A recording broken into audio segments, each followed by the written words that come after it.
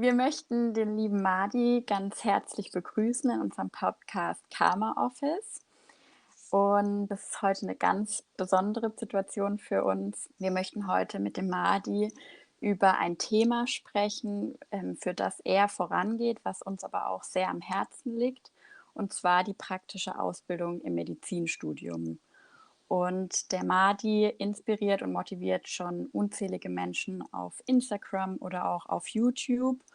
Und die besondere Situation, die wir heute haben, wir durften nämlich in den letzten 4 Wochen von Madi und bei ihm persönlich lernen. Und er hat uns auf jeden Fall ganz viel beigebracht, mit viel Herzblut und vor allen Dingen auch ganz viel bewegt. Und deswegen freuen wir uns ganz besonders, dass er heute bei uns ist und würden uns jetzt freuen, Madi, wenn du dich einmal vorstellst. So, vielen Dank, dass ich da sein darf. Vielen Dank für euer Sein, euer Podcast auch und für den Namen. Ich finde den Namen toll übrigens. Einfach so nebenbei. Für alle, die mich nicht kennen, mein Name ist Madi, ich bin Assistentarzt, im Moment in der Gefäßchirurgie und ja, bald auch schon 10 Jahre Assistentarzt. Also ich habe schon einiges an Erfahrung, aber noch kein Facharzt für verschiedene Gründe, ja, weil manche sagen dann, was hast du gemacht die letzten 10 Jahre, wenn du 10 Jahre Assistentarzt warst. Das ist eine andere Geschichte. Aber ja, das bin ich. Ich bin auf YouTube und Instagram unterwegs, habe einen Kanal auf YouTube, Instagram und ja, mich bewegt das Thema Weiterbildung und wie man Ärztinnen und Ärzte einfach besser ausbildet, dass sie gut vorbereitet sind für das, was kommt in der Zukunft. Dass man auch Patienten am Endeffekt besser versorgen kann oder optimal, soweit es geht, versorgen kann. Ja, also zu aller Anfang würde uns natürlich auch interessieren, im Rahmen des Themas Ausbildung, was hat denn dir in deiner Ausbildungsphase geholfen und was hat dich besonders motiviert? Das ist ja schon einige Phasen, ja. Das kann man nicht so einfach sagen. Aber ich denke, so jetzt am Anfang. Am Anfang hat mich gerade motiviert, immer dieser innere Wunsch, den Besten zu sein. So wirklich gut zu sein. Also es war am Anfang nicht andere, viel mehr ich. Ich will für mich wirklich der Beste sein. Also viel mehr Competition, viel mehr einfach, ja, ich will jetzt überholen. Im Studium war ich jetzt nicht so toll, das war nicht mein Ding, weil ich habe immer gesagt, okay, mein Ding ist das Machen, die Arbeit. Also jetzt kommt meine Zeit. Das habe ich gedacht am Anfang und da habe ich so einfach, also richtig Gas gegeben, immer, so vom Anfang an. Das hat mich am Anfang motiviert. Von den Gedanken bin ich jetzt aber auch abgekommen. Ich würde jetzt nicht mehr sagen, das interessiert mich nicht mehr, der Beste zu sein im Vergleich zu anderen. Ich will aber die beste Version von mir selbst sein. Das ist was anderes. Im Moment bewegt mich mehr und motiviert mich einfach der Gedanken, ich werde gut, damit ich anderen dabei helfen kann, auch gut zu werden. Also muss ich einfach alles geben, um wirklich gut zu sein, damit ich auch andere dabei helfen kann, auch selbst richtig gut zu sein. Wie ich eingangs schon gesagt habe, motivierst und inspirierst du ja ganz, ganz viele Menschen da draußen. Und wie kam es denn jetzt dazu, praktisch von diesem Übergang, du wolltest der Beste sein, zu, du möchtest jetzt einfach ganz vielen Menschen helfen?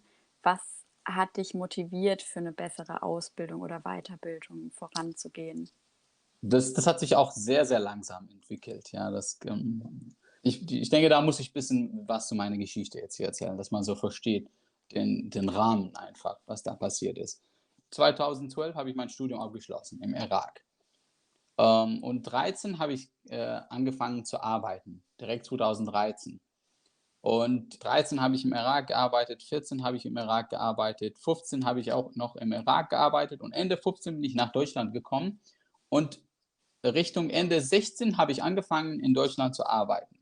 Also jetzt von 2016 bis etwa 2019, wo ich dann angefangen habe, da kam das erste Video von der AIW Welt. Da wollte ich noch gar kein Instagram machen. In diesen Jahren, eigentlich gab es von mir nichts auf Social Media. Nichts. Du findest fast nichts. Und dann in 2019, beziehungsweise über die Jahre ist es mir klar geworden, dass was für mich selbstverständlich ist, so manche ganz einfache Sachen, zum Beispiel Renteversicherung. dass du dich bei der deutschen Rentenversicherung die Befreiung holst. Das sind alles Basics. Oder dass du für Strahlenschutz, so Urkunde und so. Dass das nicht allen klar ist, dass manche wirklich Probleme haben. Ich habe es da erlebt bei einem Kollegen von mir, der musste Tausende von Euros Zurückhalt zahlen, die bei der Renteversicherung geflossen sind, während sie einfach bei Versorgung wären. Also es ist einfach so ein Chaos. Und wo ich mir gedacht habe, Leute, was ist dann da los? Ich meine, das steht alles. Du denkst einfach. Aber es ist nicht so einfach für alle Menschen. Also ich glaube, kein anderer Assistentarzt in Deutschland hat so eine Einarbeitung. Es lag daran, dass als ich angefangen habe, ich hatte keine Approbation. Ich hatte nur eine Berufserlaubnis. Und mit dieser Berufserlaubnis dürftest du keine Dienste machen. Also war ich nur auf Station. Zum einen. Für etwa 1,5 Jahre habe ich nur Station gemacht. Und Notaufnahme mit Leuten, aber nie alleine. Und wo ich angefangen habe, waren 2 Leute da. 2 erfahrene Assistenten. Und die hatten einfach Zeit, um mir Sachen beizubringen. Das Krankenhaus war nicht groß, war einfach klein. Und die hatten ewig Zeit, um mich wirklich einzuarbeiten. Und sie haben mich ordentlich eingearbeitet. Und trotzdem habe ich mich gefühlt, in manchen Bereichen, ich habe mir eine bessere Arbeitung gewünscht. Ich habe mir Sachen gewünscht, die es einfach nicht gab damals. Ich lese viel und höre viel. Und viele von erfolgreichen Unternehmern sagen, du machst deine Mitarbeiter kaputt, wenn du von denen was verlangst und du sagst ihnen nicht ganz genau, was du da willst. Und das ist, was wir in der Medizin im Prinzip machen. Der Chef hat eine Vorstellung im Kopf, aber er bringt seinen Mitarbeitern nicht bei, wie sie diese Vorstellung verwirklichen sollen. Da sind dann ganz viele Leute in Führungspositionen, von Chef, von leitender Oberärzte, von Oberärzte. Sie wollen halt was. Das Bild für sie ist klar. Aber für die Person, die das durchführt, ist das Bild überhaupt nicht klar. Sie weiß überhaupt nicht, was sie machen soll. Und dann wird halt geschimpft, dass Assistentarzt oder Assistentärzte das nicht richtig gemacht haben. Ja, was ist dann richtig? Du hast mir niemals gesagt, was richtig ist. Fast niemals. Auf jeden Fall, ich hatte eine Vorstellung, wie es so laufen soll. Und ich habe mir damals gesagt, wenn jemand neu kommt, ich werde diese neue Person so richtig so gut einarbeiten. Besser als meine Einarbeitung. Meine war nicht schlecht, aber es wird besser sein. Und dann kam ein Kollege. Und der war nicht der hellste. Er war so ein bisschen langsamer. Und es ist auch okay. Wir müssen nicht alle schnell sein. Das Problem war aber 2019, dass ich so fortgeschritten war. Ich hatte keine Zeit für ihn. Es sind 3 Jahre vergangen. Mit meiner Geschwindigkeit, ich war ständig irgendwo. Ich habe die Konsile gemacht, ich habe operiert, für ihn hatte ich keine Zeit. Um ihm irgendwas beizubringen, hatte ich keine Zeit. Und dann, also ich hatte so einen Konflikt in mir, weil ich habe dann da gegen meine Wertvorstellungen einfach so stark gestoßen, es ist unglaublich. Ich war jetzt in meinen Augen nicht mehr der Mahdi, den ich gedacht habe, weil ich könnte ihn einfach. Ich hatte keine Zeit. Also habe ich mir gedacht, ich kann alles, was ich weiß, teilen auf YouTube, weil dann kann er das sich anschauen, wann auch immer er will. Und ich muss nicht bei ihm sein und mit ihm reden. Und so hat es angefangen, einfach. Und es ist immer mehr geworden mit der Zeit. Ja, das sind auf jeden Fall ganz, ganz viele Inhalte, auf die wir das Glück jetzt auch hatten, zugreifen zu dürfen. Du hast jetzt ja gerade auch schon angesprochen, dass es einfach in der Ausbildung vieles gibt, was man verbessern kann. Was würdest du denn sagen, sind konkrete Dinge, die unbedingt verändert werden müssen? Ist das eine gute Frage? Also ich denke, dass das Erste ist, es muss eine Zeit geben. Eine feste Zeit für Ausbildung, Weiterbildung. Und das muss im Medizinstudium beginnen. Es darf nicht so weitergehen, dass PJler, dass Studenten als billige Arbeitskräfte ausgenutzt werden. Punkt. Die sind nicht dafür da. Die sind dafür, um zu lernen. Und wenn man einfach ganz praktisch denkt, ich bilde jemanden aus. Ich will, dass sie oder er Ärztin oder Arzt werden. Ja, was ist dann mein Ziel? Mein Ziel ist doch, dass sie Menschen gut behandeln. und dass die Menschen dann halt ihre Gesundheit bekommen. Für mich ist auch das ultimative Ziel, ja, jetzt noch nach vielen Jahren, ich habe es verstanden, was wir machen, wir geben Menschen einfach Lebenszeit. Das Wichtigste im Leben ist Zeit. Alles andere kannst du gewinnen, kannst du verlieren. Das Einzige, was kommt und also geht und niemals wiederkommt, ist Zeit. Also was wir als Ärzte machen dürfen auch, es ist ist ein Geschenk, wir schenken einfach Menschen Lebenszeit. Und in meinen Augen, diese Schenker, also Ärzte sind in meinen Augen so wie Weihnachtsmann. Die schenken halt Sachen. Die schenken dir Lebenszeit.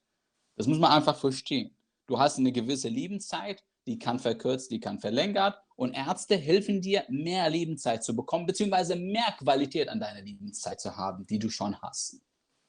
Jetzt, wenn ich diese Weihnachtsfrauen und Männer ausbilden will, dann müssen sie doch gut sein in Schenken. Aber was im Moment passiert ist, ich nutze sie einfach, um irgendwelche Löcher im Büro von Weihnachtsmann. Und du nutzt sie einfach, also stell dir vor, ja, die Leute müssen einfach lernen, schenken und so und keine Ahnung und schreiben und mit Menschen reden. Und was machen sie? Irgendwo, es ist auch eine wichtige Aufgabe. Ich sage nicht, es ist eine unwichtige Aufgabe, aber ich sage, das ist nicht dafür sind die nicht da. Das können 1000 andere Elfen übernehmen, die mithelfen, die auch sehr wichtig sind. Aber die können es übernehmen. Und dann kann ich mich fokussieren, wie mache ich diese Weihnachtsfrau oder Weihnachtsmann zu den Besten, damit mehr Menschen mehr Lebenszeit bekommen. Für mich ist es ganz klar, jeder, der irgendwie ein bisschen Verstand hat, muss verstehen, diese Lebenszeit, das kann du sein. Es kann jeder Mensch sein. Ja? Du könntest in der Zukunft vielleicht mehr Lebenszeit schenken. Wenn ich deine Zeit geklaut habe bei der Weiterbildung und dann hast du irgendwas verpasst, was du nicht gelernt hast, es kann wirklich sein, dass es in Zukunft zu einem Moment kommt, wo mein Leben davon abhängt, was du weißt und was du nicht weißt. Und wo geht dann diese Zeit verloren? Haken halten und Blut abnehmen. Also ich finde, das sind sehr relevante Punkte, die du auch angesprochen hast und die wir als Studenten vielleicht auch nicht so verstehen, weil wir einfach ins Krankenhaus kommen und denken, hurra, jetzt bin ich da und ich mache alles einfach nur, um auch mitzumachen. Und das fand ich auch, also ich persönlich fand meine erste Zeit im Krankenhaus total überwältigend und war auch sehr dankbar einfach für dich, weil du mir gezeigt hast, okay, wo kann es lang gehen und wo kann ich mich überhaupt entlang hangeln. Ich glaube aber nicht, dass jeder ein Mahdi hat im Krankenhaus. Deswegen wäre das, glaube ich, auch für unsere ZuhörerInnen ganz cool, einfach mal von dir zu hören, was wären so die ersten Schritte, die du jetzt mündlich so an die Studenten weitergeben würdest, die jetzt zum ersten Mal im Krankenhaus sind? Also, ich glaube, es ging mir auch nicht anders am Anfang. Ja? Ich bin nur einfach ein bisschen weiter im Weg und sehe halt andere Sachen, was man vorher nicht gesehen hat. Mir ging es auch nicht anders. Ich wollte am Anfang alles gut machen, was man mir gibt einfach. Und das ist nicht zielführend. Manche Sachen, die man dir gibt, sind einfach Sachen, die man abgeben will. Aber dir bringen sie nirgendwo hin. Ich hab jetzt was verstanden in den letzten paar Jahren. Das muss jeder verstehen. Das Pareto-Prinzip ist extrem wichtig. Im Studium und dann später bei der Arbeit. Wer nicht weiß, was Pareto-Prinzip ist, dann hat sicherlich von 80-20 gehört. Prinzip. Das ist Pareto. Und es sagt einfach, 20% von der Arbeit führt zu 80% von dem Ergebnis. Und 80% von der Arbeit führt zu 20% von Ergebnis. In meinen Augen ist deine Aufgabe als Studenten, Arzt, Ärzten, so früh wie möglich diese 20% zu erkennen. Weil sonst, das muss man sich vorstellen, 80% von dem, was du lernst, bringt nur 20% von Ergebnis. Wie viel Zeit verschwendest du da? Und das ist auch genauso gleich im Krankenhaus. Im Krankenhaus ist es so extrem. 20% von den Leuten bringen 80% von Ergebnis. Wenn du das verstehst, dann weißt du, wenn du jetzt in irgendwelcher Abteilung landest, dann suchst du diese 20%. 80% werden dir nur Quatsch erzählen. Das wird nichts bringen. 20% werden dir alles geben. Also erstens, die 20% suchen, egal wo du bist, die gibt es immer. Ob sie Bock haben oder nicht, das ist eine andere Sache. Ja? aber 20%. Und dann, aus meiner Sicht, beginnt die Medizin für Studenten, beziehungsweise für Ärzte auch, die das nicht gelernt haben, beginnt immer mit einem Gespräch. Ein Mensch, das bist du, trifft einen anderen Menschen, der zu dir gekommen ist, aus irgendwelchem Grund. Und dieses Gespräch, das muss man meistern. Und wir als Medizinstudierende, meisten von uns, sind nicht so gut im Gespräch wie Marina. Einschließlich ich. Ich musste das lernen. Ich bin ins Medizinstudium gegangen, weil ich so Erfolg im Leben wollte und Geld und Reisen und so weiter und Menschen helfen. Aber ich war jetzt nicht besonders gut mit Menschen. Darum ging es nicht. Ich war ganz schlimm in Gesprächen so mit anderen Menschen, so richtig übel. Aber dann ist es einfach immer wichtig, dass du dieses Gespräch meisterst, dieses Anamnesegespräch. Und das meisterst du. Du kannst alles lernen als Theoretische. Ich lerne wie verrückt jetzt, ja, früher nicht, aber jetzt. Aber was das angeht, was Umgang mit Menschen angeht, du kannst dir Techniken aneignen, aber du musst sie halt nutzen. Und aus meiner Sicht das allererste, was man machen muss, an den ersten Tagen, in den ersten Jahren im Krankenhaus, ist einfach Kontakt zu den Patienten zu suchen und immer wieder mit denen zu reden. Mit dem Ziel, erstmal überhaupt die Angst zu verlieren, und man kommt mit viel Angst. Ich hab, glaube ich, euch auch einmal ein Beispiel genannt. Das ist so wie beim ersten Date. Du triffst eine andere Person und beide sind so sehr aufgeregt und da kommen halt irgendwelche komischen Sätze. Oder irgendwelche blöde Fragen und so. Also es ist überhaupt nicht schön. Und so ist das ganz am Anfang für einen Anfänger in der Medizin, so diese Gespräche mit Patienten. Aber für Erfahrene ist es nicht mehr erste Date. Das ist eigentlich so nach irgendwie 10 Jahren Ehe. Und das sieht man an erfahrenen Oberärztinnen, Oberärzte oder Chefärztinnen, Chefärzte. Die kommen so und reden mit dem Patienten, als ob sie sich 30 Jahre kennen. Ja, und was ist dann da passiert? Und dahin muss man kommen. Und wie kommt man dahin? Üben einfach. Man muss mit den Leuten reden, mit so viel wie möglich Leuten reden. Die erste Aufgabe ist, du schnappst jeden Patienten und jeder Patienten, die du schnappen kannst, und du redest mit denen. Du lernst einfach mit denen reden. Du fängst an, Menschen zu verstehen. Was bringt Menschen zum Krankenhaus? Wo kommen die Menschen her? Und ich finde, das ist die verlorene Kunst. Das geht langsam immer mehr verloren, weil wir brauchen ja nicht mehr. Ich habe tatsächlich gehört von Ärzten, von fertigen Ärzten, die jetzt arbeiten im Krankenhaus. Ich hoffe, dass ich nicht bei denen lande, aber kann auch sein. Die sagen, du musst nicht mehr mit dem Patienten reden. Der Patient oder die Patientin, keine Ahnung. Das ist echt. Ich kenne Ärzte, die so denken. Du musst mit den Menschen nicht reden, die haben keine Ahnung. Du machst halt deine Untersuchung und dann, du findest das heraus, vom Labor, vom CT, was sie haben. Ist egal, wir haben CTs, wir können alles CTieren. Das können wir. Aber manchmal, es dauert einfach. Und manchmal kannst du nicht. CT ist ausgefallen. Du kannst nicht immer irgendjemanden holen. Du kannst nicht immer ein MRT vom Kopf bis Fuß machen. Du musst einfach gut werden. In Anamnese an erster Stelle.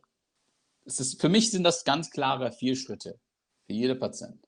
Der erste Schritt ist die Anamnese. Und wie gesagt, jeder von uns muss das meistern. Bücher lesen, am besten auch die 20% beobachten eigentlich. Das habe ich eigentlich immer so gemacht. Ja. Das dauert am kürzesten. Du verbringst da am wenigsten Zeit. Wenn du einfach die 20% beobachtest, wie nehmen sie dann auf? Also ich habe zum Beispiel meinen Chef beobachtet, als ich angefangen habe in der allgemeinen Visceralchirurgie. Was fragt er dann? Habe ich immer geguckt. Ich bin immer mitgegangen, ja, er ist zu Patienten gegangen, ich bin da mitgegangen. Das ist auch natürlich eine Sache, was wird immer weniger. Jeder denkt, dass er irgendwie selbstständig ist. Dann kommt ein Oberarzt, schaut sich Patient und der Assistentarzt sitzt einfach, der geht nicht mit. Das stirbt einfach langsam aus. Ja. Das ist ein anderes Thema, Gleichstellung, Gleichberechtigung. Vielleicht später.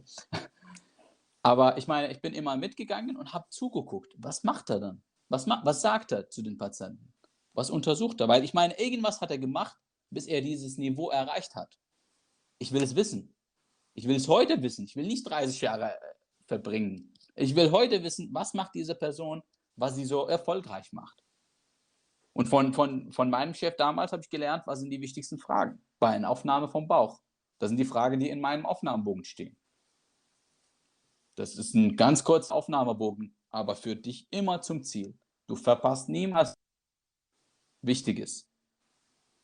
Was machen die Anfänger? Stellen tausende Fragen. Die Anamnese ist so lang und am Endeffekt ist nicht zielführend. Und wenn ich Anfänger sage, meine ich jetzt nicht nur Medizinstudenten. Ich sehe Leute, die im 3., 4. Assistenzarztjahr und das ist nicht zielführend, was sie machen. Sie fragen alles ab, aber verstehen nicht, wohin es geht. Verstehen nicht, worum es geht jetzt. Ja, also die erste Schritte. Die zweite Schritte ist die Untersuchung natürlich und da ist auch gleich, du kannst die Leute anschauen, kannst du auch selbst lernen. Und der dritte Schritt ist die Diagnostik. Da gibt es immer was, egal was du machst für Medizin, egal für Fach. Du hast mit den Menschen geredet, du hast sie untersucht, du hast dann irgendwelche Geräte, die dir helfen. Das kann Ultraschall sein, das kann CT, das kann MRT, das kann was auch immer sein. Du nutzt dann diese Geräte, warum nutzt du diese Geräte? Um einfach menschlichen Fehler zu verringern. Es gibt mehrere Fehler. Davon habe ich in einem Video geredet auf YouTube. Ich weiß nicht mehr, was das Video hat. Ich glaube, die 5 häufigsten Denkfehler, die Ärzte begehen. Zum Beispiel Confirmation Bias. Confirmation Bias ist einfach, du siehst einen Patienten, dann denkst du, oh, Alkoholiker mit Leberzirrhose.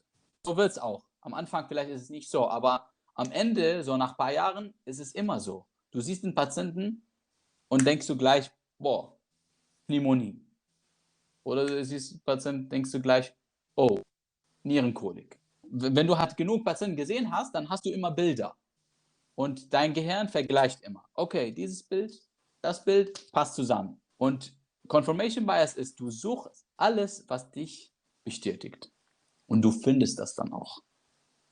Du findest alles, was dazu passt. Und du übersiehst alles, was nicht dazu passt. Dann kommen in meinen Augen die Diagnostik kommt dann. Um dir zu sagen, Moment, kann sein, dass du recht hast, aber du hast was übersehen. Oder sagst dir, du hast es genau richtig, ich habe hier einen Beweis, bitteschön. Und dann am Endeffekt, wenn das alles, das ist so ein Puzzle, wenn du hier ein Stück hast und hier ein Stück hast und hier ein Stück hast, das sind 3 Stück, dann muss dir der 4. Stück auch passen und das ist eine Differentialdiagnose, musst du dahin gekommen sein, nach diesen 3 Schritten, oder eine Diagnose. Und dann sieht das Bild komplett aus. Mit dieser Diagnose musst du dann auch eine Therapie einleiten. Puzzle ist komplett, wir leiten jetzt eine Therapie. Ich gehe davon aus, dass es eine akute Appendizitis ist und ich rufe meinen Oberarzt an, muss operiert. So sehe ich das. Deswegen, ich verstehe es auch nicht, Leute, die zum Beispiel bei Bauchaufnahmen immer erst auf Labor warten, bis sie mit den Patienten reden. Du kannst immer Schritt 1 und 2 machen. Immer. Du brauchst kein Labor. Das kann dich immer verleiten, wenn du damit anfängst. In meinen Augen. Das war nicht immer so für mich, aber ich habe so gesehen, wenn ich mich an diese Reihenfolge halte, führt das fast immer zum Erfolg. Wenn du nicht die Diagnose hast, dann liegst du knapp daneben. Wenn ich aber mich nicht dran gehalten habe, dann gab es immer Fehler. Wenn ich irgendwie bei der Diagnostik angefangen habe, irgendjemand hat mir ein Röntgenbild gezeigt, hat gesagt, ja, was meinst du? Dann habe ich gesagt, ja, so und so, was weiß ich. Es gab immer Fehler. Mittlerweile sage ich immer, wenn jemand mir so ein Bild zeigt, ich sage, was hat der Patient? Dann sagen sie mir Schmerzen. Ich sage dann, wo? Was ist dann deine Untersuchung? Und dann sagt er, okay, hier. Dann gucke ich auch genau da. Und so gehe ich jetzt vor. Und so seid ihr auch vorgegangen und habt ihr tolle Fälle gemacht und präsentiert und ja, schöne Erfahrung, hoffe ich, gemacht. Auf jeden Fall. Ja, das hat mir auch wirklich total geholfen, deine Herangehensweise, weil du hast ein schönes Bild benutzt mit dem Puzzle, mit dem kompletten Puzzle. Und so ging es mir ein bisschen. Man kommt so von der Uni ins Krankenhaus und man hat einfach ganz viele Puzzleteile im Kopf. aber es fehlt noch dieses komplette Bild. Und wenn man dann jemanden hat, der einem einfach hilft, dieses Bild zu komplementieren, dann ist einem da so viel geholfen. Und ich würde auch sagen, das hattest du jetzt ja auch schon durch die Gespräche oder auch die Interaktion mit den Patienten angesprochen, dass ein ganz, ganz großes Puzzleteil ist ja auch die Emotion. Und ich sage immer, im Krankenhaus für mich sind ganz, ganz viele Emotionen auf ganz vielen Ebenen. Und wie würdest du jetzt vorgehen oder wie kann man da als Anfänger oder generell mit all diesen Emotionen umgehen? Erstmal muss man eins verstehen. Ich glaube, das wäre schon gut, wenn ich das schon 10 Jahre davor verstanden habe. Ich liebe Marshall Rosenberg. Marshall Rosenberg ist ein Psychologe, amerikanischer Psychologe, und er hat das Konzept der gewaltfreien Kommunikation erfunden. Ich glaube, das muss natürlich jeder Ärztin, jeder Arzt lernen. Das ist meine Meinung. Weil das zeigt dir ganz andere Kommunikationsniveau, wovon viele Menschen nie gehört haben und nie hören würden. Auf jeden Fall, in dem Bereich von Emotionen sagt Marshall Rosenberg, dass es 3 Stufen gibt. Die erste Stufe ist die emotionale Sklaverei, nennt er das. Und da sind die meisten Menschen, die sind einfach total in der emotionalen Sklaverei. Was ist denn die emotionale Sklaverei? Du denkst, dass deine Gefühle durch andere Menschen entstehen.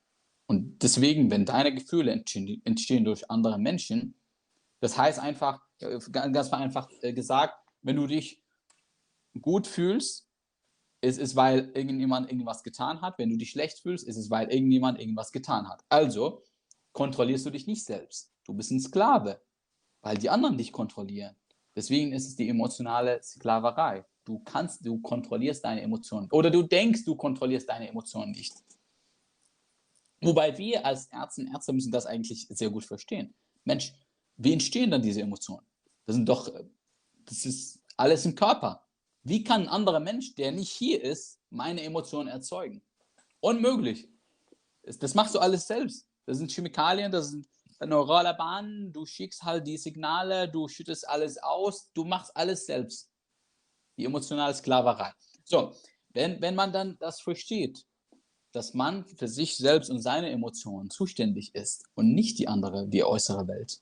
Nicht Patienten oder Pflege oder Chef oder irgendwas. Nein, ich bin für meine Gefühle zuständig und Emotionen. Dann geht man in die zweite Etage. Und die zweite Etage hat keinen richtigen Namen von Marshall Rosenberg. Er sagt aber, das ist jetzt eine unschöne Phase. Weil in dieser unschönen Phase, du kämpfst einmal damit. Weil du weißt, dass dieses Gefühl, was du jetzt hast, ist selbst erzeugt. Aber dein Als-Ich sagt, aber sie hat doch mit mir blöd gesprochen. Aber er hat mich hier angeschrien. Aber der Patient war gemein zu mir. Oder sie war irgendwie.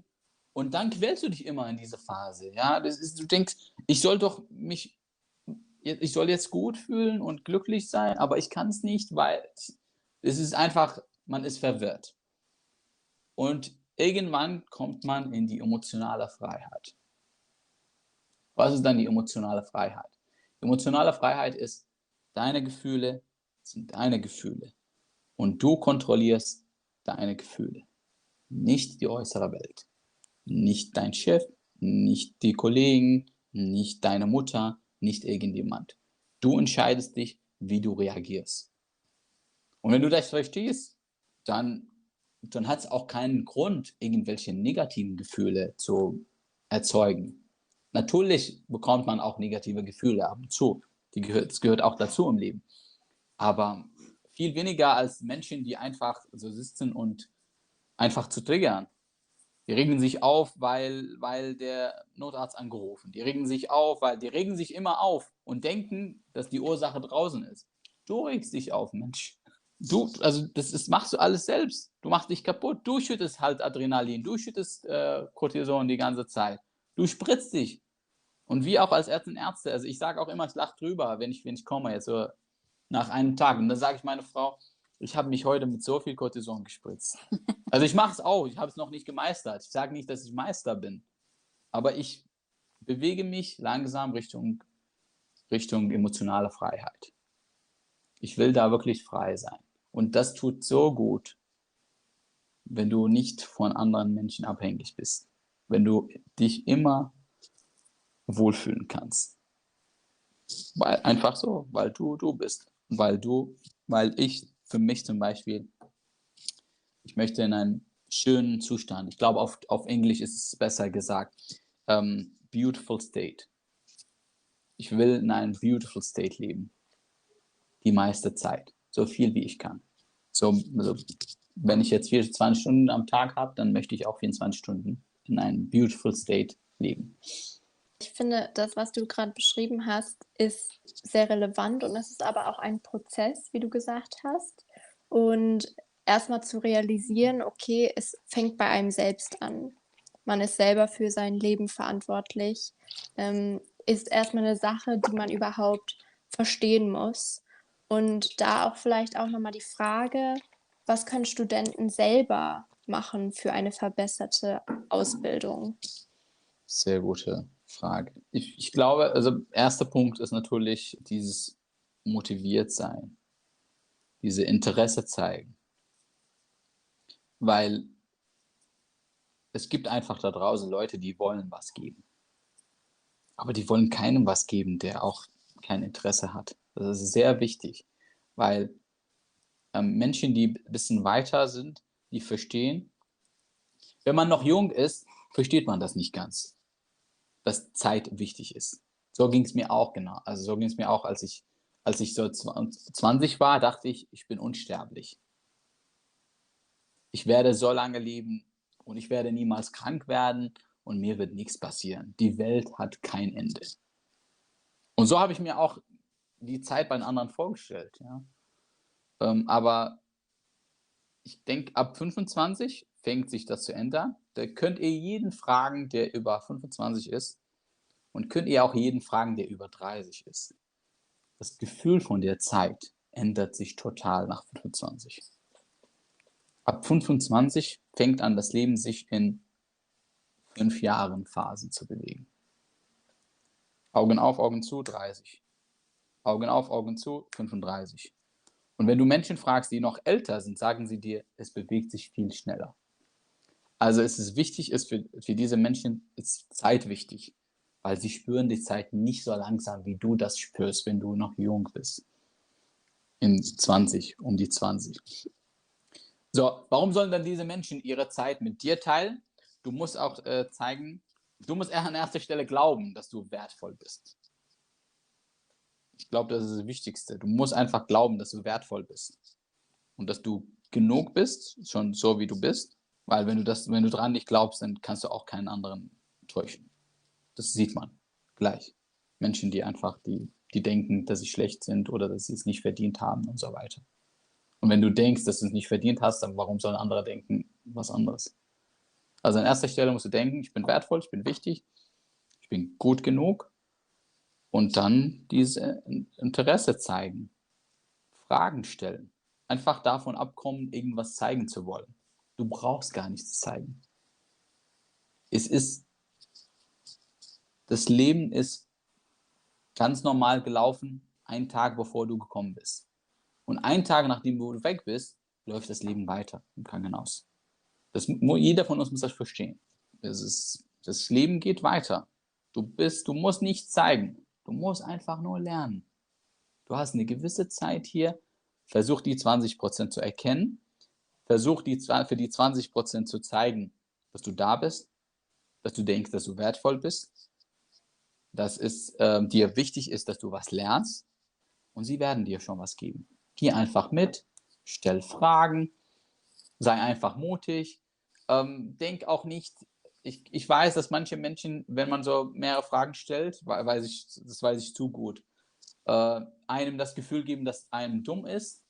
Leute, das ist absolut unwichtig.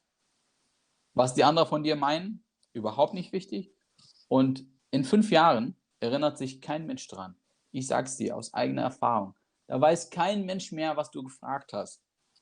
Und die Leute, das habe ich mehrmals erlebt, die Leute, die dich am Anfang auslachen, die werden zu dir später kommen und dir Fragen stellen. Ich kenne das persönlich, ich habe so viele Fragen gestellt, ich war so nervig für alle. Aber für mich war es klar, du stellst jetzt alle möglichen Fragen. Ich will alles verstehen. irgendwann habe ich schon alle Fragen gestellt und dann weiß ich alles. Alles gut. Mir ist egal, was sie von mir denken. Es ist völlig wurscht. Es geht darum, alles zu lernen, alles Mögliche. Und dann vergeht die Zeit und dann kommen die gleichen Leute zu dir, die dich ausgelacht haben. Das können ältere Kollegen sein, das können Oberärzte sein, es können Fachärzte sein. Alter ist gar nichts. Das ist unwichtig. Erfahrung, so du denkst, der hat Erfahrung, der ist 20 Jahre. Nein, es gibt Menschen, die 20 Jahre drin und machen immer den gleichen Fehler. Erfahrung ist nicht gleich Erfahrung. Erfahrung ist, wenn man davon das gelernt hat. Viele Menschen gehen durch die Zeit und lernen nichts. Jetzt habe ich den Faden verloren.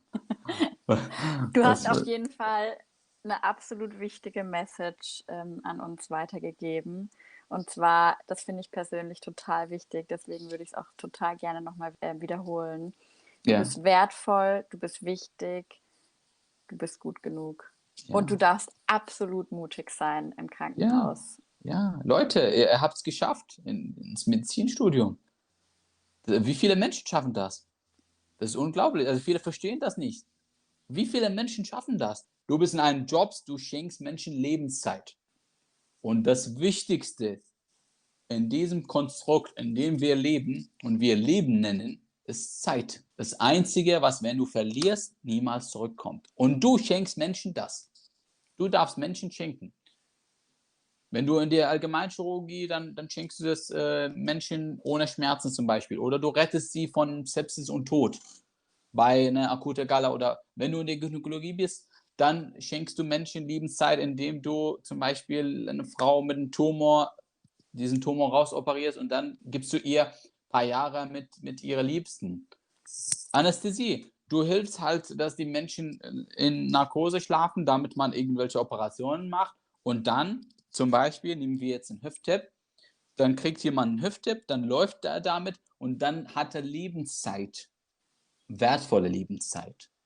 Vorher könnte er vielleicht nicht mal spazieren gehen in einem Park oder so, Vögel hören oder irgendwas Grünes sehen. Jetzt kann er spazieren gehen. Wer hat dann dabei geholfen?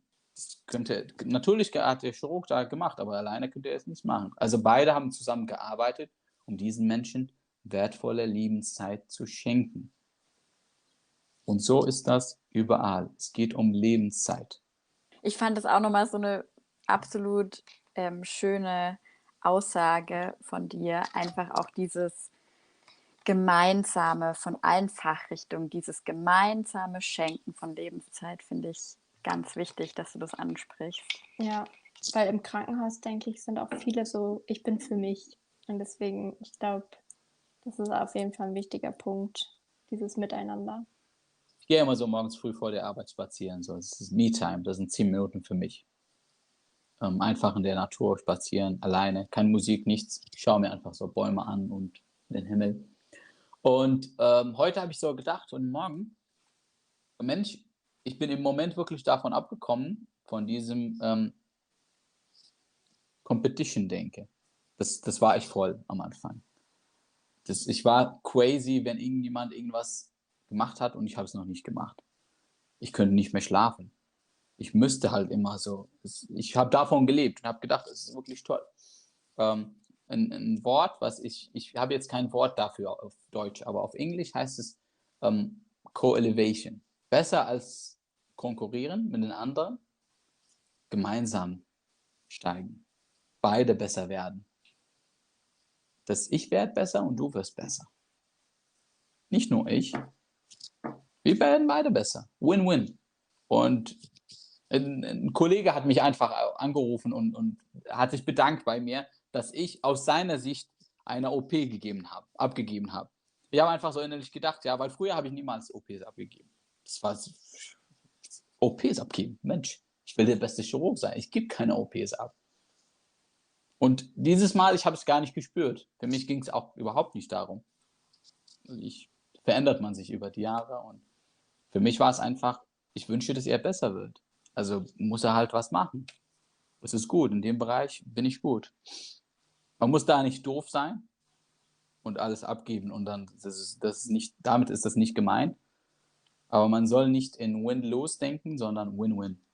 Beide sollen gewinnen. Es gibt genug für alle. Das ist auf jeden Fall schöne Worte, wo wir jetzt auch Richtung Ende des Gespräches hinkommen. Mir hat es unglaublich viel geholfen, die Struktur, die du uns mitgegeben hast. Das war für mich eine absolute Win-Win-Situation. Du hast uns ganz, ganz viel mitgegeben, nicht nur Struktur, auf ganz vielen Ebenen. Und was ist dir wichtig, Anfängerinnen mit, ob das jetzt Berufsanfängerinnen sind oder im Studium Anfängerinnen oder im Krankenhaus, was ist dir wichtig, nochmal zum Abschluss denjenigen mitzugeben? Ich glaube, der wichtigste Punkt, und das sehe ich auch in vielen Bereichen, sehe ich das im Krankenhaus, ist dieses Ich bin genug. Viele von uns sind auch ins Medizinstudium gegangen, weil sie ja dachten, dass sie nicht genug sind. Diese Denke kommt von der Kindheit, weil unbewusst haben viele Eltern ihre Kinder das beigebracht. Du bist gut genug, wenn du das tust, was ich will. Dann tragen das auch viele Kinder in sich. Und dann werden sie groß und so und dann werden sie Ärzte, dann kommen sie ins Krankenhaus und viele der Probleme beruhen sich darauf, dass man sich nicht genug fühlt. Und dann muss man noch was machen. Du musst beweisen, dass du gut bist. Du musst beweisen für deinen Chef, für andere, für deine Kolleginnen und Kollegen, dass du gut bist. Aber du musst nichts beweisen. Du bist gut. Das musst du schon wissen. Wenn du das nicht weißt, das ist das ist dein Problem. Das ist das Problem von keinem anderen. Aber ich wusste es auch nicht. Ich bin da nicht besser. Also ich bin auf dieses Problem einfach, also das war ein Zufall, dass ich überhaupt darauf gekommen bin, dass ich dachte, dass ich auch verstehe, dass ich von mir denke, dass ich nicht gut genug bin. Und deswegen mache ich so viel. Also eigentlich die ganze Arbeit, die ich gemacht habe, so mit dem Kanal und so, war auch dieses, ich bin nicht gut genug. Also wann werde ich dann gut genug? Für mich so damals, jetzt vor 3 Jahren, wenn ich so vielen helfe wie möglich. Also deswegen jetzt muss ich halt auf YouTube und so und ich muss helfen. Und dann, wenn ich dann, keine Ahnung, so viel geholfen habe, dann bin ich gut genug. Aber es gibt das ist ein Fass ohne Boden. Wenn du nicht jetzt genug bist, dann wirst du auch niemals genug. Dann wird dir kein Job, kein Haus, kein Auto, ich habe so viele Bücher gelesen von Millionären, die das Gleiche sagen. Alles erreicht im Leben und sagen dir genau das Gleiche. Es fühlt sich scheiße sorry, auf der Spitze vom Berg zu sein und zu erfahren, dass es alles für nichts war und dass du dich immer noch schlecht fühlst. Du bist genug und du bist glücklich heute. Vielleicht weißt du es noch nicht, aber wenn du es noch nicht weißt, dann, dann musst du es herausfinden für dich, weil ansonsten es wird dir kein Job, kein Chef, keine optimale Aufnahme, kein Gehalt, keine Reise, kein Urlaub, keine optimale Beziehung, kein Auto, kein nichts wird dich zu einem Ganzen machen. Auf Englisch sagt man from whole, ein Loch, to a whole, zum Ganzen. From whole to a whole. Das ist, glaube ich, was ich mitgeben will. Vielen, vielen Dank. Das waren Danke wirklich euch. super, super schöne Worte. Vor allen Dingen auch so kraftvolle Worte jetzt nochmal zum Ende. Du bist gut so, wie du bist. Und wir bedanken uns wirklich ganz herzlich, dass es dich gibt, dafür, dass du vorangehst, dafür, dass du dir immer die Zeit genommen hast für uns, auch im Krankenhaus, trotzdem, dass du auch ganz viel Arbeit hast und auch deiner Emotionen. Und wirklich von ganzem Herzen danke für dieses Gespräch und schön, dass es dich gibt. Vielen Dank. Ich habe zu danken. Danke euch, dass ich das alles erzählen durfte.